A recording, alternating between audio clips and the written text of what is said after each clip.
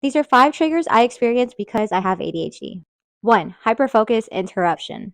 So hyperfocus interruption is when you're really focused on a task. And the thing is with us ADHDers, it's not easy for us to start tasks, especially when it's something that we don't want to do. Sometimes it applies to stuff that we do want to do, but right now we're focused on the stuff that we don't want to do. So when we finally have the motivation to do that task, we don't want to go to the bathroom. We don't want to breathe. We don't want to do anything because we know that the slightest disruption into what we put so much focus and energy to start can easily distract us from finishing this task. So, for example, that's why we avoid doing anything while we're hyper focused. So, when we're interrupted, and it may be this is the frustrating thing because with ADHD comes guilt and shame. The frustrating thing is that most of the time when we're interrupted, it's because it's something that our loved ones or our friends thought of us thought to show us because they're like, oh, they're gonna find this funny. Oh, like this is gonna make them laugh, and they look really stressed right now. And most of the time, it's something that they want to share with us, but because it took so much energy for us to focus on this task, it's very triggering for us. So a way to resolve this is to let your loved ones know, hey, I'm going to be focusing on this. Please don't interrupt me. It's not anything personal, but it's very difficult for me to focus and complete tasks. So just I'm going to be busy the next hour. And then another way is putting do not disturb on your phone. So I have different settings on my phone. I have fitness, I have gaming, I have working. And for example, my boss, my mom, all the important people in my life, I have them as favorited. So if it's something important, the call or the text will go through. Otherwise, I don't need to get to that right now. Priority over other daily tasks. So while yes, it is very triggering for us to get interrupted, we also have to take responsibility to communicate to our loved ones that we're going to be hyper focused, because again, these are struggles that they don't experience and don't understand. 2, loud chewing. Oh, just thinking about loud chewing drives me nuts. I hate it when I'm in the street and I hear people smacking on their gum. It just drives me insane and makes me want to just rip my ears off. And mind you, I'm already have death on this ear. So if I could hear you chewing, that's because you're chewing very loudly. This is also known as misophonia.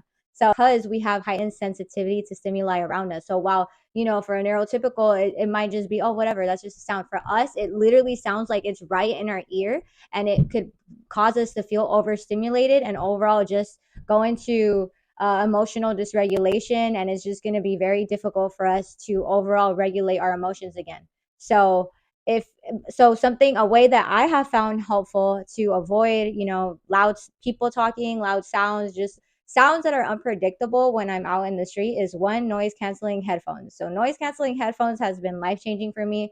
And then another one is earplugs. So I have 2 pairs of earplugs. I have one in my vanity mirror and then 2 in my gym bag, because sometimes in the gym, for example, when people drop weights, it could be very loud.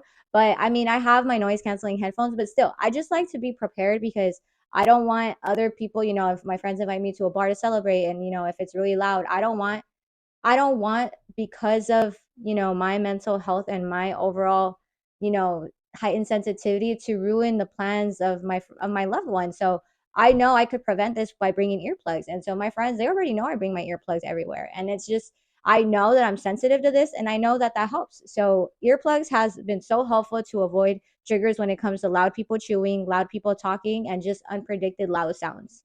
3, people talking loudly, which also, I kind of mentioned it in the previous example, but it's very frustrating because I myself, I am very soft spoken, and I also speak slowly, which a lot of you had said in my comments, and I'm sorry. But I do not like it when people talk loudly. It's just very overstimulating for me. It feels like they're in my ear. And again, I'm half deaf already. So if I feel that you're talking loud, it's because you're talking loud. And also I don't know, it's just again, the heightened sensitivity that we have to stimuli around us just makes it very triggering for me when people are speaking loudly. And especially because most of the time when people are speaking loudly, it's because they, at least in my experience, when I hear people speaking loudly, they're trying to, speak over someone. And as a neurodivergent, we have that strong sense of justice, or, they are stubborn about something and are being argumentative, which I do not like confrontation. So loud people speaking loudly is just very triggering for me. 4, PDA. So PDA is demand and avoidance. So when someone is telling you to do something that you were already going to do, that is so triggering for me because it's something I was already going to do. And because it's something I was already going to do, when I hear someone, like if I'm telling you, hey, I'm sending this email, And my boss is like, "Oh yeah, you need to send this email." I'm like, I just said I was going to do that. Four, losing items. Losing items is so triggering for us because as ADHDers, again, we naturally feel guilt and shame because we find day-to-day tasks that is easy for neurotypicals to do so difficult for us to do. So when we lose an item on top of that, we feel even more guilt and shame because we have those inner negative thoughts of, oh my gosh, I put it somewhere safe so that way I would avoid making it lost. But then by putting it somewhere safe, I ended up forgetting where that somewhere safe spot was. And we just go into a full frustration, emotional roller coaster, also known as emotional dysregulation. And it's just very upsetting for us because we really try our best not to lose things. And like that example, that we'll put it somewhere safe because we don't want to lose it. And by putting it somewhere safe that we will forget within the next few minutes, it's just very frustrating for us.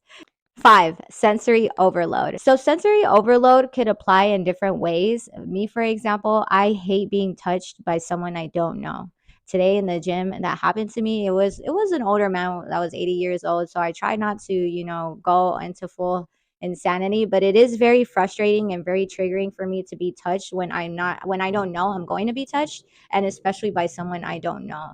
And in the neurodivergent community, for example, it's very overstimulating for us because, again, our heightened sensitivity to stimuli around us. So while you may be going up to just cuddle with your partner, maybe maybe they're already having a frustrating task in their mind. For example, this is seen amongst ADHDers too, but in autism as well, because autism, the way you communicate with the world is different than an average neurotypical. So maybe your partner masked all day and they're already frustrated and overstimulated by what happened throughout the day, but they can't communicate like, hey, I had such a terrible day, I just need to be alone under my weighted blanket. So while you see that they're frustrated and you want to go hug them to help them, that could overall cause them to go into even more sensory overloads as they were already overstimulated, and then they are receiving an unexpected hug. So it has nothing to do with you personally. It's just if we are already frustrated, overstimulated, because again, we mask for survival. I know people mask for work, to in social network settings. We mask on a daily basis. So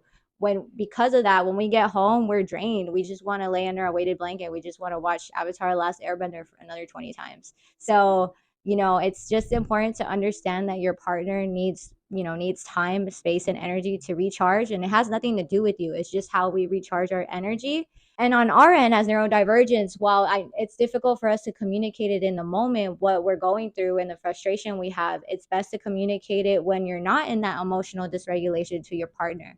I want to stress that these triggers don't apply to everyone because, again, neurodivergence, which ADHD falls under the term of neurodivergence, it's a spectrum. So while you may have certain symptoms, that doesn't mean that I'm going to have the same one. So there's a big misconception when someone has different symptoms that they're faking their ADHD. That is not true. Again, neurodivergence is a spectrum. So while one person this person on the left could be diagnosed autistic, the person on the right could be also diagnosed autistic, but they're not going to have the same symptoms. So it's very important for everyone to understand that neurodivergence is a spectrum, because I'm always seeing in the comments that I have ADHD and it doesn't look like that. I'm autistic and it doesn't look like that. It's like, that's great that it doesn't look like that for you, but you shouldn't diminish others that do have those symptoms and experiences.